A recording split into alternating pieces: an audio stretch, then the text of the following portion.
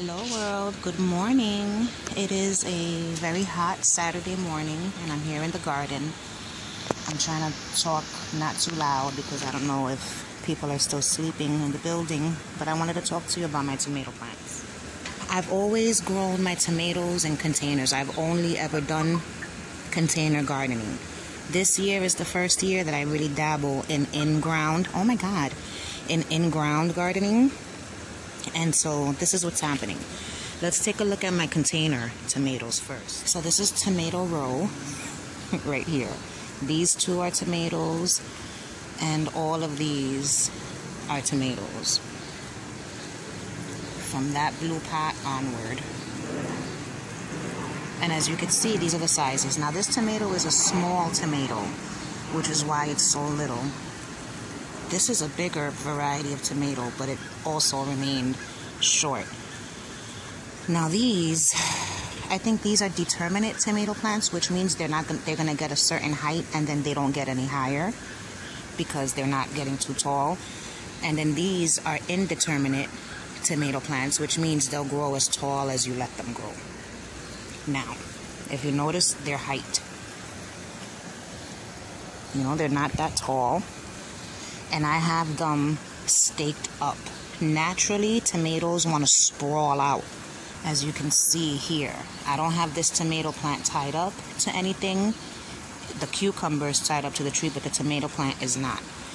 It's just growing however it wants. We'll come and get a closer look at that in a minute. So these tomatoes here, oh my God, look at how beautiful. The different stages of ripening. So this right here, this is when the tomatoes begin to blush. When you see the different shades of green, I spoke about this in another video. That's when you know the ripening is going to begin. But here we have different stages of ripening. So we've got the green, the yellow, the orange, and then the red until it gets redder and redder. And then a little bit redder than that, and it's ready to pick. But as you can see, when you tie them up, they grow up nicely. This one is beginning to sprawl out. See that guy? I could tie it up, but I most likely won't. These guys have intertwined and they're holding each other up, which is nice to see. See, it literally grew this way and found its way over there. These two I tied together because they were finding their way to one another. And this is my tallest tomato. So in the containers, you have to make sure you put them in big containers that have drainage holes so that there's an airplane up above. That's all you need to do with containers. Big containers, these are 5-gallon pots. Make sure that there's drainage holes and water them regularly, and your tomatoes will do well. These tomatoes have been untouched. I did not top any of these tomato plants. If you don't know what topping is, I'll talk about it in another video. Topping is basically when you clip off the new growth of the tomato plant in order to encourage, more growth. I'll explain better in a different video. So here is the tomato plant. So I planted it here, and instead of growing upward, I can't even lift this plant right now, but instead of growing up the way the container plants are growing, this one made its way wherever the hell it wanted to go. Some of it went this way, some of it went that way, the rest of it went this way. I love the way the tomato plant leaves smell. Delicious. Like such a fresh, citrusy scent. So this is one plant. And as you can see, when left to its own shit, it just does its own thing. You know what I'm saying? In the midst of this is a pepper plant that keeps getting caught up in the middle. See that pepper plant? I keep having to move the leaves, and I've been trimming leaves so that sun could still get to that pepper plant. Let's go to the other in-ground tomato plant, which is over there. So these are the plum tomatoes. Tomatoes all in there, there.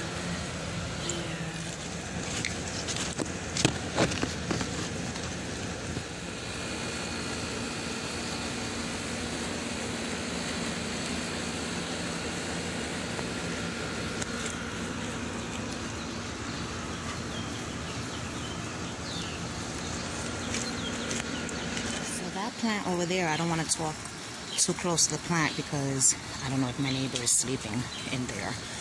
But that plant, let me zoom in. This plant is only tied up to these sticks once when it was little. After that, I didn't tie it up anymore.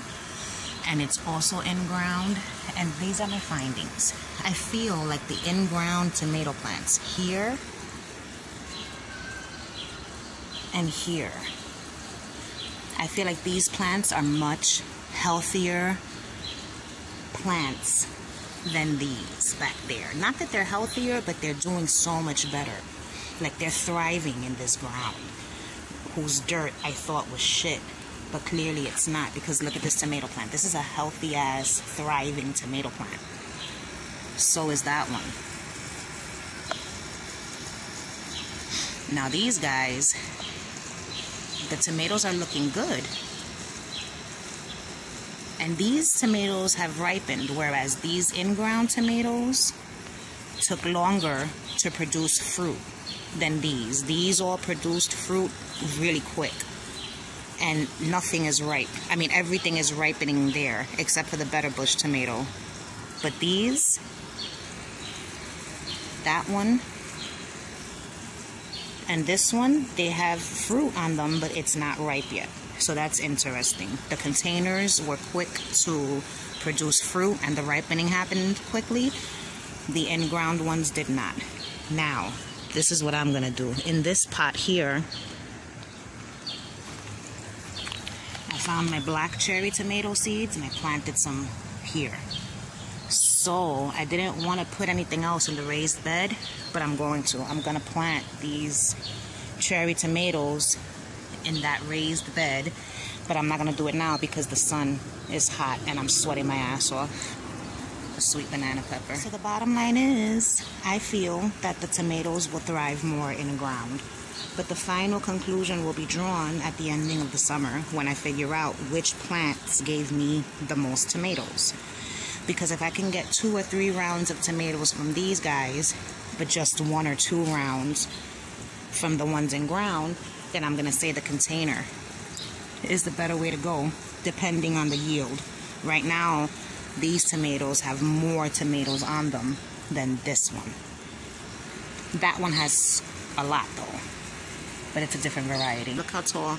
Pretty soon it's gonna be taller than the gate.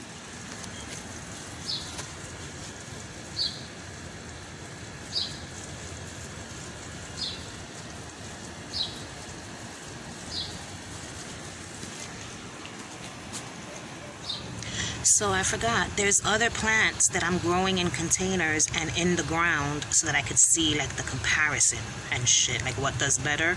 It's not just the tomatoes.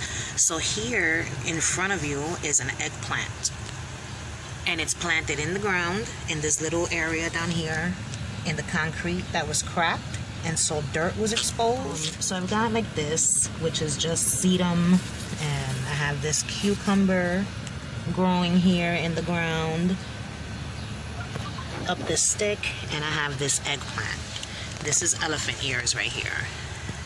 So this is the eggplant in the ground, right?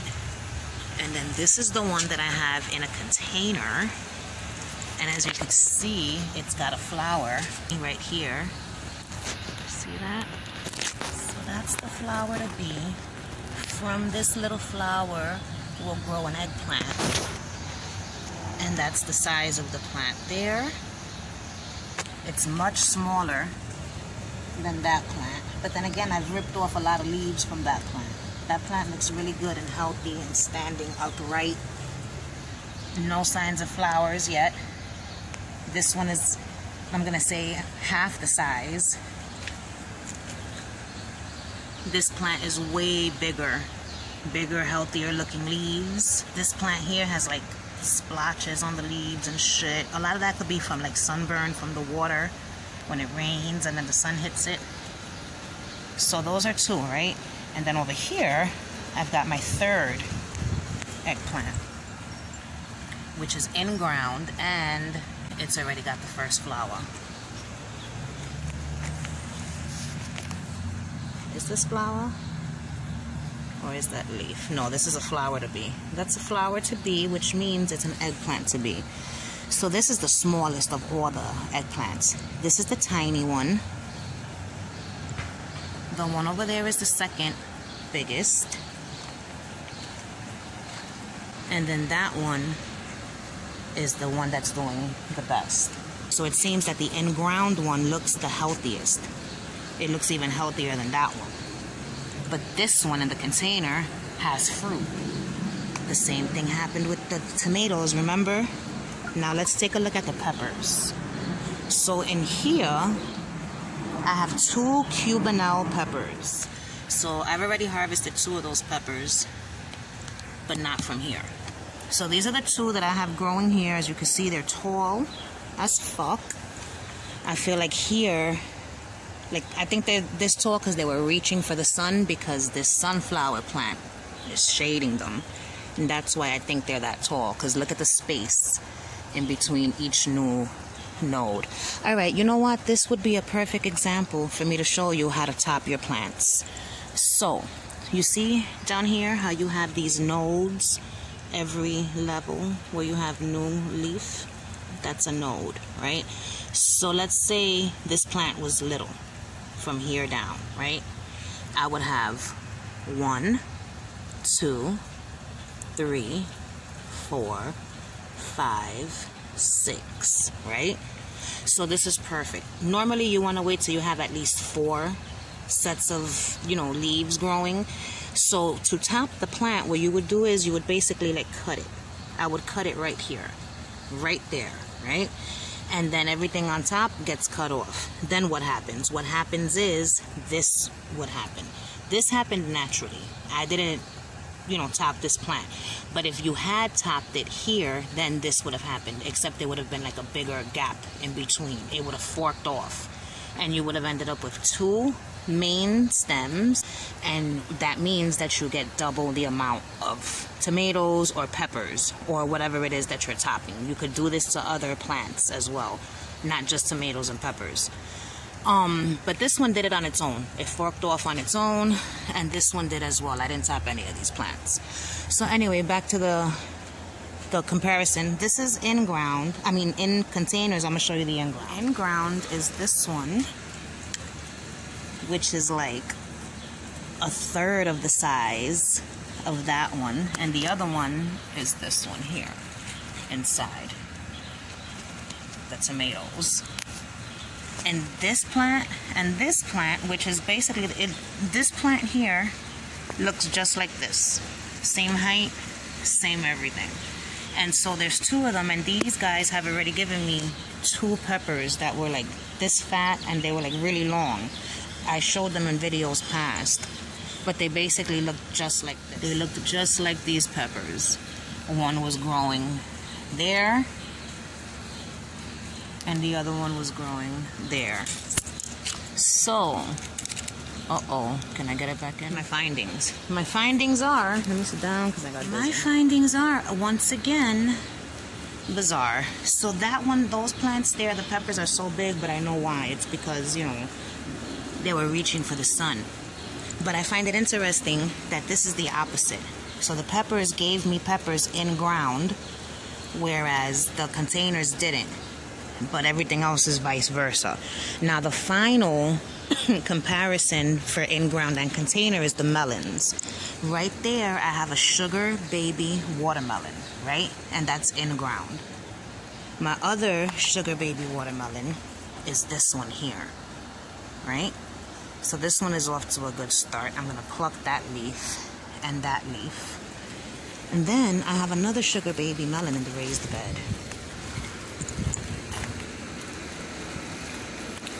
So I think it's this one. I think this is my other sugar baby watermelon. I could be very wrong, but I think this is a melon, and I think that is the melon, and I think these 2 are the squash. But this one looks more or less like the other one in ground, which is that one. No, that one over there is bigger. So far, this guy is doing the best out of them all. This is a,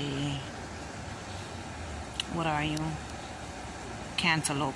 Okay, so yeah, the other one was a cantaloupe as well. And this is the squash. So yeah, the bottom line is, in conclusion to all of this shit, it depends, I guess. Depending on the soil, depending on everything. Right now it looks like everything is lusher and greener in ground, but it seems that production is more rampant in the things that are in pots. So I will keep you guys posted.